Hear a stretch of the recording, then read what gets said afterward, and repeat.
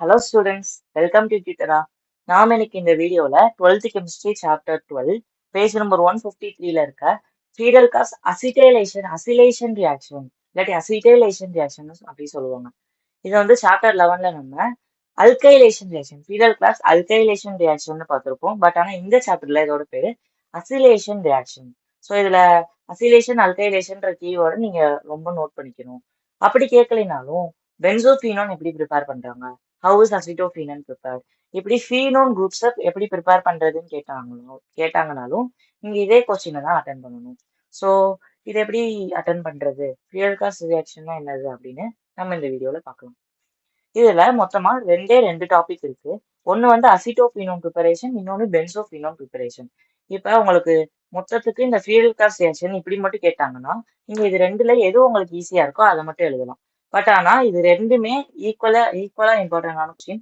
ஒரு வருஷம் இது கேட்டாங்கன்னா இன்னொரு வருஷம் இது கேட்பாங்க. இது ரெண்டுத்துல எது நம்ம கேட்பாங்கன்னு சொல்லவே முடியாது. ஸோ நீங்க இது ரெண்டுத்தையுமே படிச்சுக்கிறது தான் கரெக்ட். ஸோ அதுல நம்ம அசிட்டோஃபீனோன் எப்படி ப்ரிப்பேர் பண்றாங்கன்னு ஃபர்ஸ்ட் பார்க்கலாம். அசிட்டோஃபீனோன் எப்படி ப்ரிப்பேர் பண்றாங்கன்னா நான் கீவேர்ட்ஸ் அண்டர்லைன் பண்ணிடுறேன். Acetyl chloride is reacted with benzene in presence of AlCl3. AlCl3 அப்படின்றது தான் ஃபியூயல் காஸ் ரியாக்ஷனோட ரீஏஜென்ட். அது ரொம்ப இம்பார்ட்டன்ட் டு ஃபார்ம் அசிட்டோஃபீனோன். அதாவது என்னென்ன சொல்றாங்க, அசிடைல் குளோரைட் எடுத்துக்கிறோம் ஃபர்ஸ்ட். அசிடைல் குளோரைட் என்னது, CH3 C double bond O Cl எடுத்தாச்சு. இஸ் ரியாக்டட் வித் பென்சீன் ரிங்கை எடுத்தாச்சு in presence of AlCl3 to form acetophenone.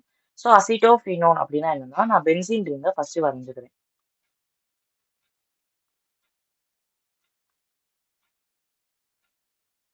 So இங்கே பென்சீன் ரிங் வரைஞ்சாச்சா, அதாவது இங்க இருக்க பென்சீனை நான் அப்படியே எடுத்துக்கிறேன்.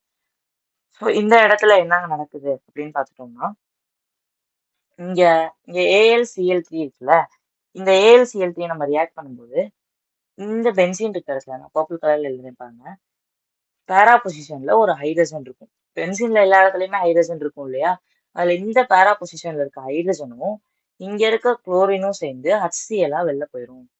HCl வெளியில போயிடுது. ஸோ பேலன்ஸ் என்னென்ன இதெல்லாம் இருக்கு அப்படின்னா, இங்க CH3CO இருக்குதா, அந்த CH3CO இந்த இடத்துல இப்படி ஃபார்ம் ஆகும், CO CH3. ஸோ இந்த காம்பவுண்டோட பேர் தான் என்ன அப்படின்னு பார்த்துட்டீங்கன்னா அசிட்டோஃபீனோன் அப்படின்னு சொல்றோம். அசிட்டோஃபீனோன். ஸோ அடுத்தது பென்சோஃபீனோன். இந்த கொஸ்டினை நீங்க அசிட்டோஃபீனோன் படிச்சிட்டீங்கனாலே பென்சோஃபீனோன் உங்களுக்கு ரொம்ப கிளியராகவே புரிஞ்சிடும். ஸோ இங்க எந்தெந்த இடத்துல எல்லாம் அசிட்டைல் இருக்கோ அங்க பென்சைல் இருக்கும், அவ்வளவுதான் உங்களுக்கு டிஃபரன்ஸே. ஸோ இங்க அசிட்டைல் குளோரைடு இருக்குதா, இங்க எனக்குள்ள benzyl chloride. Benzyl chloride is reacted with benzene in presence of AlCl3 to form benzophenone. அங்க எங்க AEACET அப்படின்ற இடத்துல இங்க பென்சில் இருக்கும், அவ்வளவுதான் உங்களுக்கு ஃபுல் ரியாக்ஷனுமே. ஸோ அந்த இடத்துல நம்ம என்ன எடுத்தோம், அசிடைல் குளோரைடு எடுத்தோமா, இந்த இடத்துல நம்ம பென்சைல் குளோரைடு எடுத்துக்கிறோம், அவ்வளவுதான்.